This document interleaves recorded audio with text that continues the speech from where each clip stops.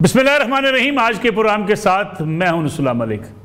नाज़रीन, वज़ीर-ए-आज़म शहबाज शरीफ की चौधरी निसार अली से मुलाकात होने क्या जा रहा है? क्या चौधरी निसार अली खान मुस्लिम लीग नवाज़ में शामिल होने जा रहे हैं या ये मुलाकात महज उनकी इयादत के लिए है?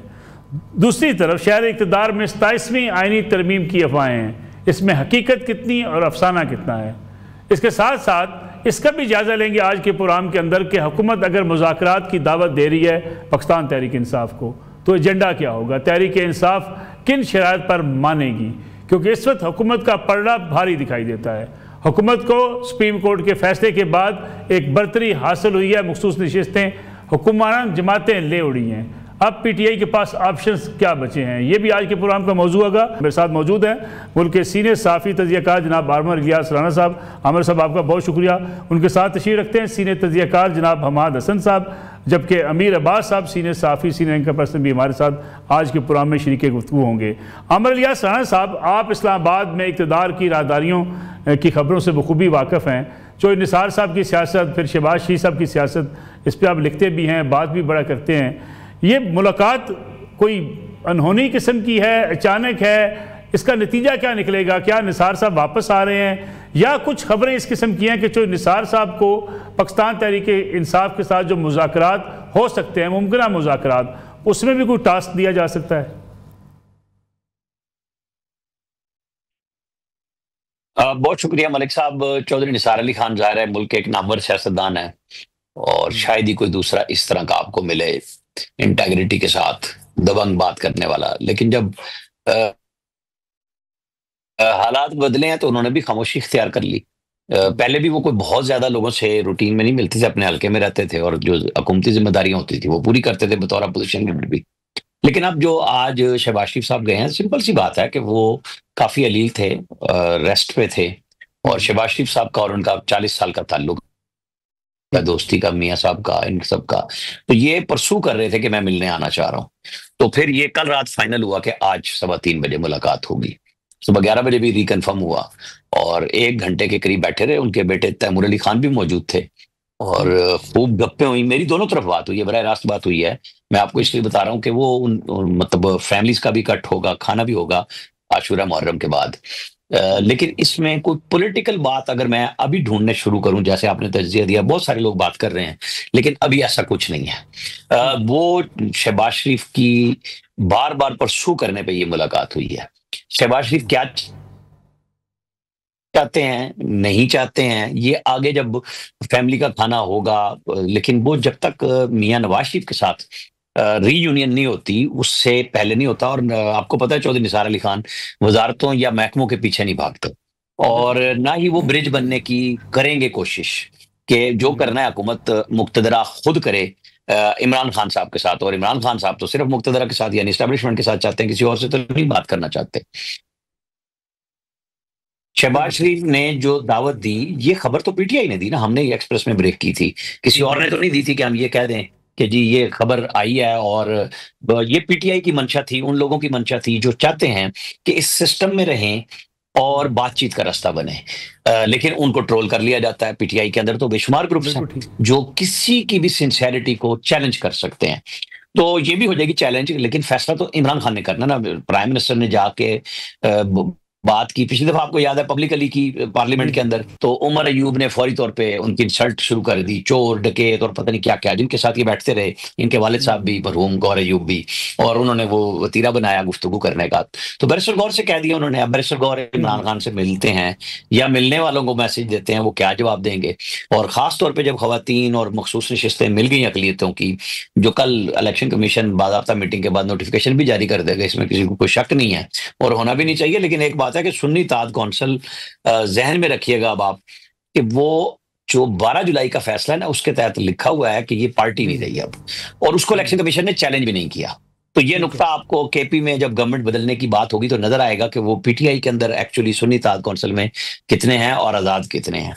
यहां से फिर सेनेट का इलेक्शन आना है, खुफिया बैलेट होना है और वहां से 2/3 अक्सरियत तब बनेगी जाके प्रॉपर।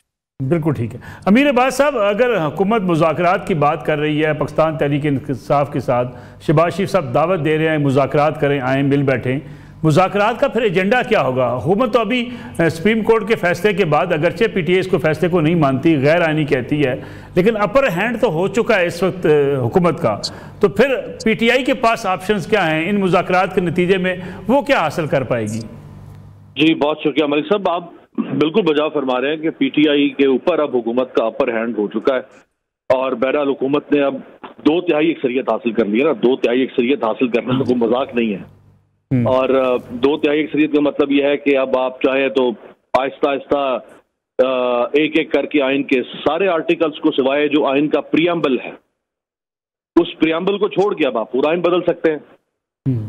और जहां जरूरत पड़ेगी हुकूमत को, हुकूमत बदलेगी। जहां भी हुकूमत क्या, रियासत असल में हुकूमत बेचारी की तो कोई हैसियत औकात नहीं है। रियासत को जहां जरूरत पड़ेगी और इस निज़ाम को जैसे जैसे रियासत आगे चलाती जाएगी और जहां तक उसको चलाना है, जहां तक ये मौजूदा हाइब्रिड सिस्टम को लेकर जा सकते हैं वहां लेकर जाएंगे। और उसमें जहां पे कोई रुकावट आएगी, आप देखें ना, रुकावटें जो खड़ी हो रही थी, मसलन 8 फरवरी का इलेक्शन रुकावट बन सकता था, उस रुकावट को कैसे अबूर किया रियासत ने, बिल्कुल रौंद दिया उस इलेक्शन को। रुकावट जज बन सकते थे, कुछ हाई कोर्ट लाहौर में, कुछ यहाँ इस्लामाबाद हाई कोर्ट में, जो यहाँ जज बन सकते थे 5-6 रुकावट, उनके ऊपर लाके एक और बाहर से इंपोर्टेड चीफ जस्टिस लाके बिठा दिया। वो आज माशाल्लाह कंफर्म भी हो गए, उनकी नौकरी भी पक्की होगी इस्लामाबाद हाई कोर्ट में। सुप्रीम कोर्ट में मंसूर अली शाह रुकावट बन सकता था, मुनीब अख्तर बन सकता था, आयशा, जस्टिस आयशा बन सकती थी, उनको बिल्कुल कैसे मक्खन से बाल की तरह उठा के साइड पे कर दिया। ठीक है। और एक नीचे से शख्स को लाके चीफ जस्टिस बना दिया, याहिया अफरीदी को, और फिर उसमें से भी एक आईनी बेंच तख्लीक कर दिया कि सारे मामला जो सियासी नौयत के हैं वो आईनी बेंच पे जाएंगे। तो तमाम रुकावटें जो है वो रियासत अबूर कर चुकी है। अब एक जो रुकावट थी वो ये थी कि हमारे पास 2/3 अक्सरियत नहीं है, वो माशाल्लाह अब हासिल हो चुकी है। तो अब वो चाहे नर को मादा कर दें, मादा को नर कर दें, पता नहीं कल को आपका नाम कुछ और तब्दील कर दें, मेरा नाम कुछ और तब्दील कर दें, मेरा नाम नहीं तब्दील कर तो ये भी बैद नहीं है। हमाद हसन साहब, मैं आता हूँ आपकी तरफ। अभी अमीर अब्बास साहब कह रहे थे कि जी तमाम फतूहात हो चुकी हैं, फिर मुज़ाकरात क्या होंगे? हुकूमत को अब ज़रूरत है पाकिस्तान तहरीक इंसाफ के साथ मुज़ाकरात करने की?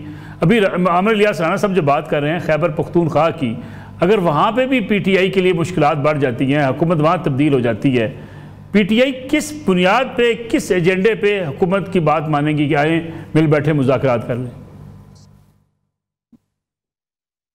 देखिए, पहले तो अमीर अब्बास साहब ने जो बात की, तो ये पहली बार तो नहीं हो रहा है कि फतूहात हो गए। फतूहात तो उस वक्त भी हो गए थे जब सेनेट के अंदर 34 मेंबरान ने 64 मेंबरान को शिकस्त दी थी। फतूहात तो उस वक्त भी हो गए थे जब कर्नल लियाकत पार्लियामेंट को चला रहे थे। फतूहात तो उस वक्त भी हो रहे थे जब जहांगीर तरीन के जहाज भर भर कर एमपीएस और एमएनएस ला रहे थे। उस वक्त भी हो रहे थे जब महकमा ज़राअत का मामला चल रहा था। तो ये आज की बात तो नहीं है। देखिए, हम तो सहाफ़ी है, हम तो पॉलिटिकल मामलात से अलग होकर निज़ाम की तरफ देखें कि निज़ाम में बेहतरी कैसे लाई जाए।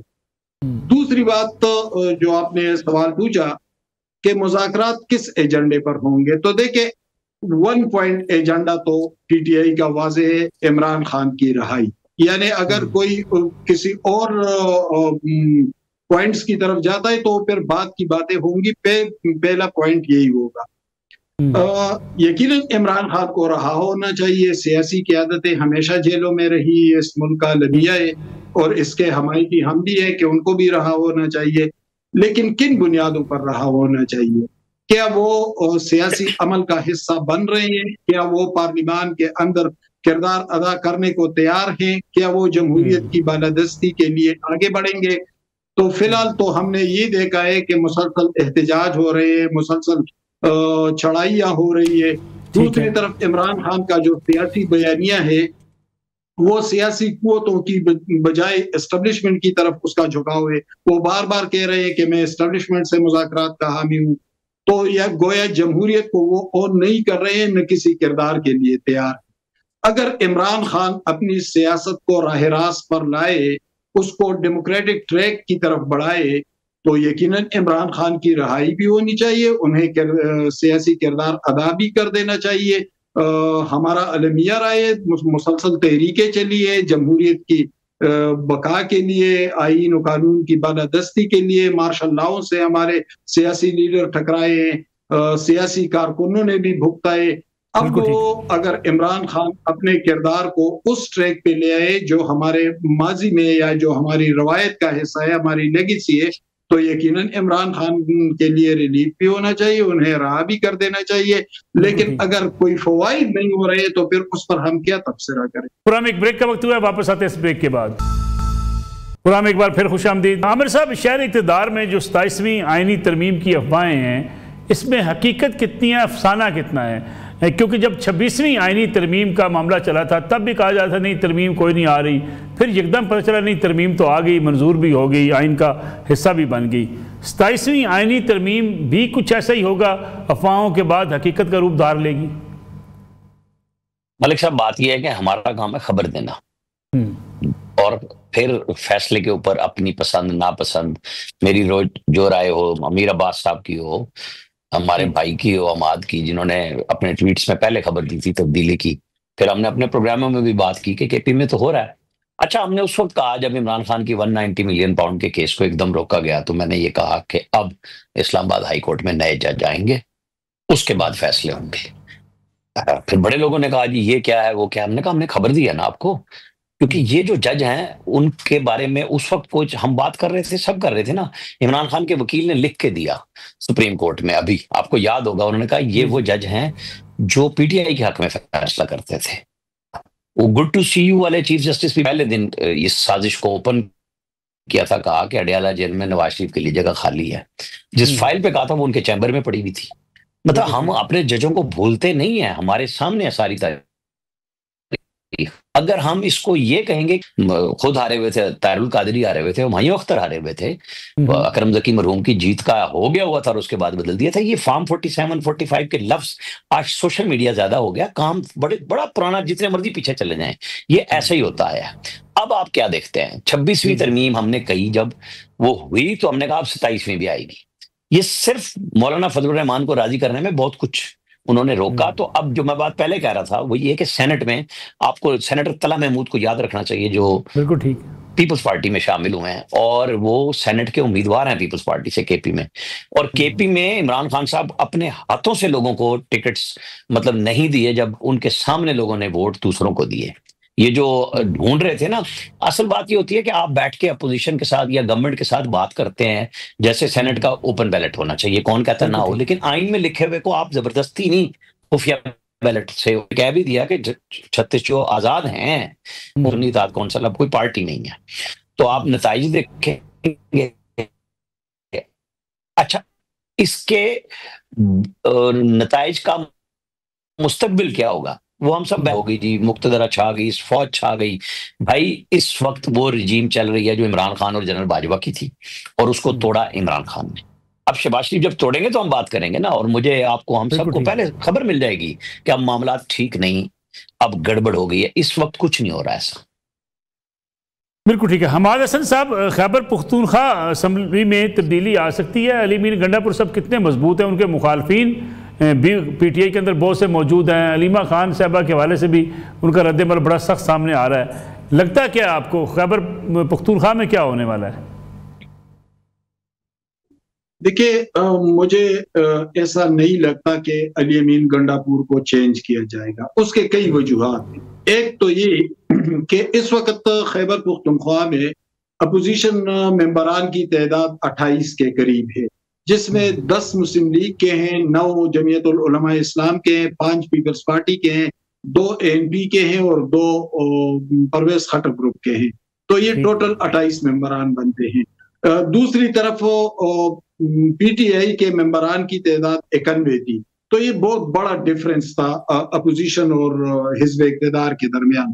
लेकिन अब वो फासला बहुत हद तक कम हो जाएगा, क्योंकि मजीद 26 मखसूस नशिस्तें मिलने के बाद अपोजिशन अरकान की तादाद 53-54 तक पहुंच जाएगी और नो कॉन्फिडेंस के लिए 73 मेंबरान चाहिए, गोया 17-18 मेंबरान का फर्क रहेगा। ठीक है। अब अगर चेंज की बात हुई तो मुझे ऐसे महसूस हो रहा है जैसे अपोजिशन और गंडापुर ग्रुप आपस में मिलेंगे और गंडापुर ही कंटिन्यू करेंगे। लेकिन अभी पीटीआई ने इस हवाले से कोई बात नहीं की है। बहुत से मेंबरान से मेरी बात हुई तो न उन पर कोई दबाव है, न किसी ने उन्हें कुछ कहा है। अभी तक पार्टी उसी तरह चल रही है जिस तरह इस फैसले से पहले जा रही थी। तो फिलहाल इसके इम्कानात बहुत कम है, क्योंकि अली अमीन गंडापुर के हवाले से जो उनके सपोर्टर्स हैं, जो बैक डोर पे उनके लोग हैं, वो उनसे काफी हद तक मुतमईन हैं। तो फिर क्यों वो गंडापुर को हटाकर अकलियत में से एक वजीर आला को लेकर आए जो मुस्तकबिल में उनके लिए मजीद मसाइल बनेंगे। तो ऐसा मुझे अभी महसूस नहीं हो रहा है कि गंडापुर को हटाया जाएगा। ताहम इमरान खान ने गंडापुर को हटाया तो फिर भी गंडापुर मुजाहिमत करेंगे और शायद उनका ग्रुप और अपोजिशन मिलकर गंडापुर को वजीर आला बना दे। यानी इमरान खान साहब की तरफ अगर उन्हें हटा भी दिया जाए तब भी अली अमीन गंडापुर मजबूत उम्मीदवार हो सकते हैं? नहीं हटा सकते। इमरान खान, मैं पहले दिन से कह रहा हूं कि इमरान खान इस पोजीशन में नहीं है कि वो अली अमीन गंडापुर को हटा दे।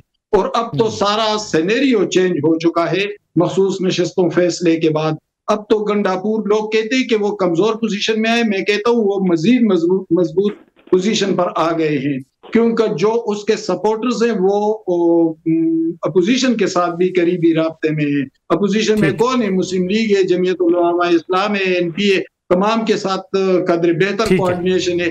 तो अब तो वो ज्यादा बार्गेनिंग पोजीशन में आ गए हैं। ठीक है अमीर अब्बास साहब, जो अलीमा खान साहबा ने कहा कि जो है इमरान खान साहब हैं माइनस हो गए हैं जबकि अली अमीन प्लस हो गए हैं, आपको भी लगता है, जिसका अभी जिक्र हमाद साहब कर रहे हैं कि जी अली अमीन गंडापुर साहब को इमरान खान साहब हटाना भी चाहे तो नहीं हटा सकेंगे, मौजूदा जो पार्टी पोजीशन है खैबर पख्तूनख्वा असम्बली की उसको देखकर? अगर आप इजाजत दें तो पहले वो हमाद साहब फरमा रहे थे कि ये तो 2018 में भी हुआ था, फलां भी हुआ था, फलां भी हुआ था। देखें, एक तो मुझे ये इस बात की समझ नहीं आती कि जब आज की बात होती है तो माजी का हवाला जिन दोस्तों की तरफ से दिया जाता है उनका माजी 2018 पे फिर क्यों फंस जाता है? अगर वो माजी के इतने बड़े चैंपियन हैं तो फिर उनका माजी जो है वो 2018 पर क्यों फंसता है? उनको फिर 1981 का माजी याद क्यों नहीं आता? उन्हें 1967 का माजी अभी राणा साहब ने 2002 का जिक्र भी किया। अकरम जकी साहब को नोटिफिकेशन नहीं हो सका था, जिस तरीके से उस वक्त नशीस्तें छीनी की। वो कहते हैं, राणा साहब कहते हैं कि उस वक्त सोशल मीडिया नहीं था, ऐसे ही नोटिफिकेशन जारी हो जाते थे जैसे फॉर्म 47 की बात की जाती है। हमाद साहब ने ये फरमाया कि जी 2018 में भी तो ये जहांगीर तरीन के जहाज थे, फलां था, ढिमकान था। एक तो मुझे इस बात की समझ नहीं आ सकी कि जो कुछ माजी में हुआ जिसने किया वो बहुत ही खबीस इंसान था। क्या आज कोई कह सकता है कि जो आज हो रहा है ये भी खबासत हो रही है? नहीं कहेंगे। मेरे में इतना हौसला, मैं कह सकता हूं कि 18 में भी अगर किसी ने कुछ किया वो खबीस था और खबासत थी, उससे पहले भी हुआ तो वो खबीस और खबासत थी। लेकिन आज थोड़ा सा इसको मॉडिफाई कर लें। हम कहते हैं 2018 करने वाला भी गलत था, आज भी गलत हो रहा है, ये ज्यादा मुनासिब ना मलिक साहब। यही तो मसला आ रहा है ना मलिक साहब, ना करें ना सर, ये नहीं हो रहा ना। मुझे एक बात समझ नहीं आ रही है कि क्या मैंने या कौन सा इस वक्त जी शऊर शख्स है जो ये कह सकता है कि हाँ 2018 में जो भी गलत हुआ था वो ठीक हुआ था या ठीक था? कौन इसको जस्टिफाई करेगा? पूरी पीटीआई कहती है, पूरी पीटीआई कहती है कि 2018 में हम इलेक्शन सही जीते थे। इस वक्त मैं, आप, आमिर इलियास राना और हमाद हसन, हम में से नून लीग कौन है और पीटीआई कौन है ये पहले फैसला कर लेते हैं। नहीं ना पीटीआई पे, यहाँ पे तो नहीं है ना इस वक्त तो हमारा आपस में मुकालमा हो रहा है ना। यहाँ पीटीआई कहां से आ गई, पीपल्स पार्टी नून लीग कहां से आ गई? मैं तो नहीं समझता कि आप तीनों में से कोई नून लीग या पीपल्स पार्टी है। बिल्कुल ठीक है। तो फिर यहाँ पे पीटीआई कहां से आ गई? बात तो उसूल की हो रही है कि अगर आपने 2018 पे जाना है 100 बिस्मिल्लाह जाए, फिर बताएं कि मेमो गेट स्कैंडल में क्या हुआ था, फिर बताएं आईजीआई कैसे बनी थी। इस तरह से ये एक लायानी बहस है ना। दूसरी बात ये कि मुझे, आपको, हम सहाफियों को अगर इस वक्त कौमी नेशनल टीवी के ऊपर अगर हम बैठ के बात कर रहे हैं और हमें लोग सुन रहे हैं, क्या हमें इसलिए लोग सुन रहे हैं कि हम उनको बैठ के ये बताएं कि जी माजी में भी गलत होता था, माजी में भी गलत होता था, या उन्होंने हमें इसलिए इस काबिल समझा कि हम बैठ के उनको बताएं कि हाँ माजी में भी जो गलत था वो गलत था, जो आज गलत हो रहा है वो भी गलत है, जो कल गलत होगा वो भी गलत है? और हमारा बतौर सहाफी, बतौर एक ब्रेन, बतौर एक दानिश्वर के क्या काम है कि हम माजी के गलत को भी गलत कहें और आज के भी गलत को गलत कहें? जब हम आज के गलत के साथ ये जो हम डबल साइडिज्म का खेल खेल रहे हैं ना इस मुल्क मुसलसल 3 साल से, एक ही काम हो रहा है, डबल साइडिज्म। कि जी वो भी तो ये कर रहा था, वो भी तो ये कर रहा था। अच्छा ये बता चुके हैं ना आप कौन को कि वो ये कर रहा था। मुझे अगर आप इजाजत दें अमीर अब्बास साहब, मुझे एक इजाजत दें अमीर अब्बास साहब, वो कर रहा था। मैं तो शायद इस मौकफ का कायल हूं कि अगर आपने किसी का डाका मार के घर लूटा है तो पहले डाके की आप पहले अपनी जो अमाउंट है जो आपने लूटा हुआ है वो वापस करें, फिर आप लोगों से दयानतदारी का तकाजा करें। बात यह है कि जो दूसरी तरफ के दलील देने वाले लोग हैं वो ये कहते हैं कि जनाब आपने हमें इक़्तिदार से निकालने के लिए एक आप बैसाखी बने और आपने हमें इक़्तिदार से निकालने के लिए गैर आइनी गैर कानूनी तरीका अख्तियार किया हमारी सियासत ख़त्म करने के लिए। इसलिए अगर आज आपके साथ हो रहा है तो हम आपके साथ नहीं हैं। बात तो बड़ी बुनियादी सी है। आपकी बिल्कुल ठीक है, आपकी बात के साथ मैं 100% नहीं, मैं 1000% आपके साथ खड़े होने को तैयार हूं। तो फिर मुझे ये बताएं कि 3 साल से तो इमरान खान तो 2 साल से जेल में पड़ा है, उसकी पार्टी तो जिंदान में पड़ी है, और हुकूमत है इस वक्त इस पीडीएम, पहले पीडीएम 1 अब पीडीएम 2 और रियासत भी एक है और सब कुछ एक हुआ पड़ा है। इनको किसने इनके हाथ बांध के रखे हुए हैं कि ये फैज हमीद और कमर जावेद बाजवा की 2018 के इलेक्शन में मदाखलत के ऊपर उनका आर्टिकल 6 के तहत ट्रायल करें कि उन्होंने जमहूरियत को डीरेल किया? किसने इनके हाथ पकड़ के रखे हुए? किसने इनको कहा है कि ये राना सनाउल्लाह के खिलाफ जो मनशियात का केस बनाया था उसको ना खोलें? क्यों? ये इसलिए नहीं खोलेंगे क्योंकि आज उन्होंने मतीउल्लाह जान के खिलाफ मनशियात का केस बनाना था। किसने इनको मना करके रखा? मैं आपके साथ खड़ा हूं, बताएं, मेरी गर्दन पे सर रखकर आप आगे गुजरे और खोले। जो चेयरमैन नैब था वो इंतहाई नोटोरियस किस्म का जस्टिस जावेद इकबाल साहब कि वो कैसे इस्तेमाल हुआ, नहीं खोलेंगे उसकी केस, इसलिए क्योंकि आज आपने जनरल भट्ट को और आज की नैब को इमरान खान के खिलाफ इस्तेमाल करना है। तो ये मुनाफिकत ना की जाए ना। आप अगर ये कहना चाहते हैं कि इमरान खान ने 18 में गलत किया तो मेरे जैसा शख्स जो है मैं तो कहूंगा कि 18 से ही खोल दें। आप नहीं खोलेंगे, 24 छोड़ दें। जो कुछ 3 साल में हुआ है हम कहा सुना माफ करते हैं, हम कहते हैं आप ये एक केस ना खोलें, बिल्कुल छोड़ दें, कुछ गलत नहीं हुआ। 18 गलत हुआ था ना, 18 को खोल दें, 18 भी नहीं खोलेंगे, इतना तो तप्पड़ नहीं है इस निजाम के अंदर। पूरा एक ब्रेक का वक्त हुआ है, वापस आते हैं इस ब्रेक के बाद। पूरा एक बार फिर खुशामदीद। अमर यास राणा साहब जो अभी अमीर अब्बास साहब बात कर रहे हैं कि 18 भी गलत था 24 भी गलत था, दोनों को हम एक ही पैराए में रख के दोनों की तहकीकात कर लें, इस तरफ हम क्यों नहीं आते हैं? नहीं, मैं तो 24 को कहीं नहीं करें, मैं करूँ 18 की कर लें, ना करें 24 की। देखें बात यह है मलिक साहब, 18 में ठप्पे अंदर लगे थे, 24 में बाहर लग गए। लेकिन अगर हम इसको इतना सिंपल कर लें कि आज के गलत को गलत कहें और फिर हमें यह कहा जाए, अमीर अब्बास साहब चूंकि पहले नहीं थे, मैंने तो सारी बातें बताई हैं, दोहराऊंगा नहीं। इशू ये है कि इमरान खान वो ज़ी शऊर शख्स हो सकते हैं कि मैंने गलत बेनिफिट लिया 2011 से लेके और मुझे 18 जब तक मैं बना और फिर मैं लड़ा, क्या वो मानने को तैयार हैं? आप फौरन फौजी जनरलों की तरफ चल पड़ते हैं। ये सियासतदान बैठे हैं ना जिसने शहबाज शरीफ ने खड़े होके बैरिस्टर गौहर को अब भी ऑफर की कि बात करें और रास्ता बनेगा। अच्छा, क्या वो कोई बैरिस्टर गौहर के ऊपर कोई इल्जामात है जिससे वो बचाना चाह रहे हैं उन्हें? अगर कोई सेम वॉइस मौजूद है वहां पे, उसको पीटीआई नहीं छोड़ती। हम जज्बात में जितनी मर्जी गुफ्तगू करें, हम किसी पार्टी की बात नहीं कर रहे हैं, हम सिर्फ हकायक पे बात कर रहे हैं। हकायक ये हैं कि आज इमरान खान के लिए रास्ता अवेलेबल नहीं है, वो रास्ता ढूंढ भी नहीं रहे, ढूंढ सकते भी नहीं। उन्होंने इनकलाब लाने की कोशिशें की, 25 मई को उन्होंने खुद की, 2022 को।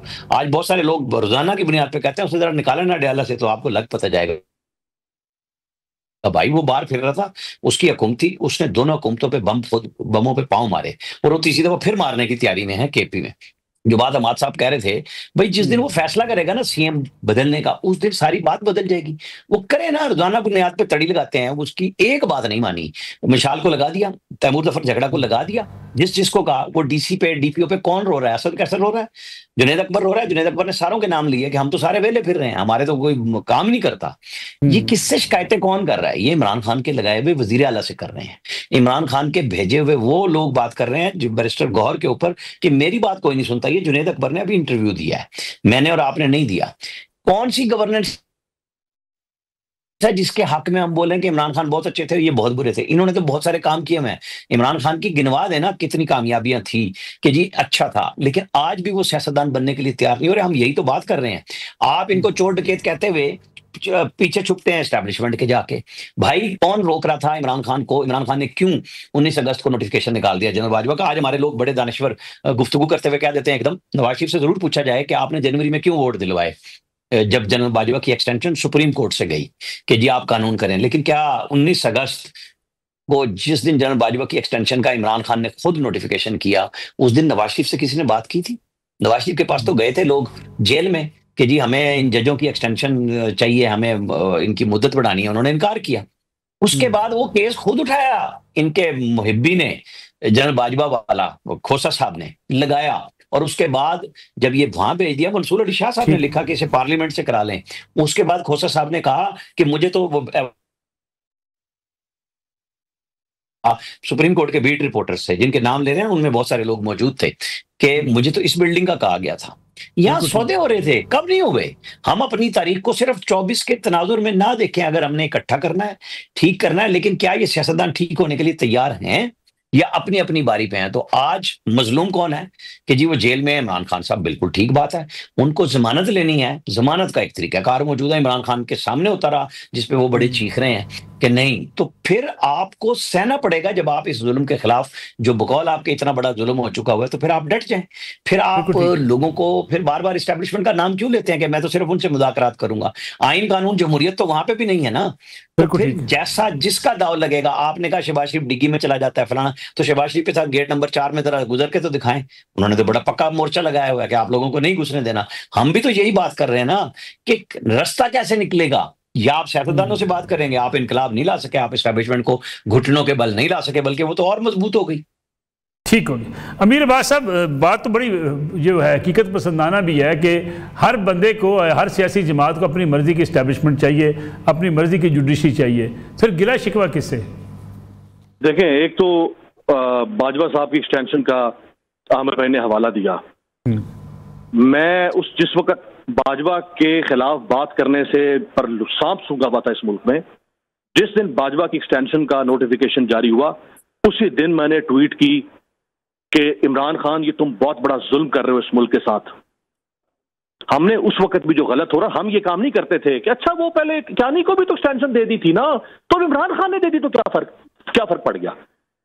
नहीं, लेकिन देखिए मेरे ख्याल, देखिए आमिर साहब ने एक जुमला कहा है, मैं आपके सामने दोहरा देता हूं। उन्होंने कहा जी कि हम तो कहते हैं 2018 में अंदर ठप्पे लगे थे, 2024 में बाहर लगे हैं, फर्क तो कोई नहीं हुआ, बेनिफिशियरी तो सियासतदान है। तो मलिक साहब, मैं कह रहा हूं कि 2018 में, अच्छा किसी एक बात पे हम 4 लोग बैठे हैं, क्या हम किसी बात पे आज इत्तेफाक करके इस कौम के सामने रख सकते हैं? हम सारी साथियों को, हम सारे सियासतदानों को कहते हैं कि तुम बड़े नालायक हो, निकम्मे हो, तुम्हारा आपस में इत्तेफाक नहीं होता। हम 4 लोग बैठे हैं ना, आज हम 4 इस बात पे इत्तेफाक कर सकते हैं कि 2024 का इलेक्शन हम नहीं खोलते।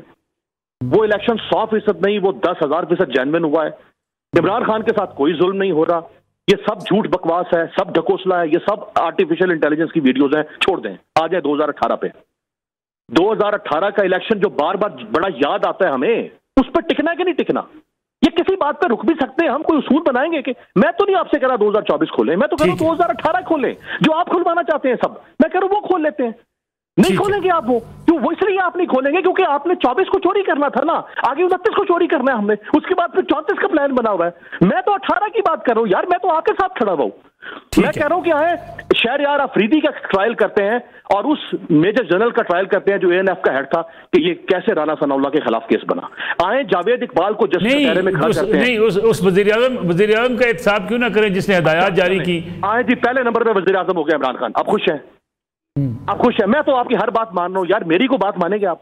लेकिन गुजारिश ये है कि उस वजीर आज़म दे दें, और ये मेरे बाकी 2 मोहतरम बैठे, इनसे पूछ लें कि 18 खोलना या नहीं खोलना। 24 तो मैं कह रहा हूं गलत हुआ ही नहीं ना, ये क्यों गिनवा रहे हैं हम कि ये गलत हुआ है? वो ऐसे ही तकल्लुफ कर रहे हैं मेरे दोनों मोहतरम के जी अभी गलत हो रहा है। चलो पुरान वक्त बड़ा मुसर बचा, हमाद हसन साहब से बचाऊंगा, उनसे भी इनपुट। हमाद हसन साहब, ये तो फिर सिलसिला चलता रहेगा, 2018 खोलें, 24 खोलें, उससे माजी में चले जाए। अब वो भी अब खोलने से भी पीछे हट गए।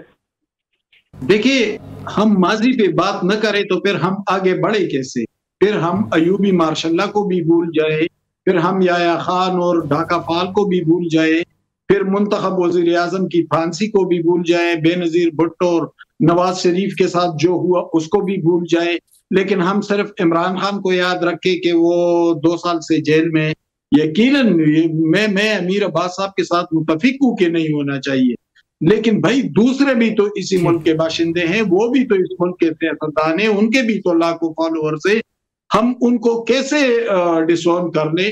और उनके साथ जो ज्यादतियां हुई, और नवाज शरीफ जेल में थे तो इमरान खान का लहजा क्या था? क्या पूरी तारीख में आपको कभी 80 साल तारीख में ऐसा मिलता है कि मैं तुम्हारा एसी उतरवा दूंगा, तुम्हारी मोंचे काट दूंगा। ठीक है, सियासी लोगों के दरमियान इख्तिलाफात रहे। भुट्टो के दौर में वली खान और उनके साथियों पर हैदराबाद ट्रिब्यूनल बना। आमिर इलियास राणा साहब तारीख को हमसे बेहतर जानते हैं। फिर बेनजीर भुट्टो के साथ जिया दौर में क्या कुछ हुआ। बहुत से सियासतदान मुखालिफ भी हो गए और जिया के करीब गए थे बेनजीर भुट्टो की मुखालिफत में। फिर मुशर्रफ के करीब बहुत से सियासतदान गए नवाज शरीफ की मुखालिफत में। लेकिन इस हद तक कभी बात गई थी जो इमरान खान लेकर गए। एक तो ये, दूसरी बात ये है कि वो सियासतदान तो एक जमहूरी अमल का हिस्सा थे, वो तो तहरीकों का हिस्सा थे, मार्शल के खिलाफ लड़ रहे थे। हमें बता दें कि इमरान खान किसके खिलाफ लड़ रहे हैं। वो तो कहते हैं कि मैंने पिंडी से और एस्टेब्लिशमेंट से मुज़ाकरात करने हैं। वो तो आज भी ठीक है। हमारे साथ चूंकि प्रोग्राम का वक्त खत्म हो गया, आमिर इलियास राणा साहब, आखिरी कमेंट में आपसे चाहूंगा मैं, असेंबली की मुद्दत, पार्लियामेंट की मुद्दत में इजाफा हो सकता है? मुझे नहीं पता कहां से दुर्फुतनियां लोग छोड़ देते हैं। अभी तो दूसरा साल चल रहा है, या आखिरी साल में बात होती है।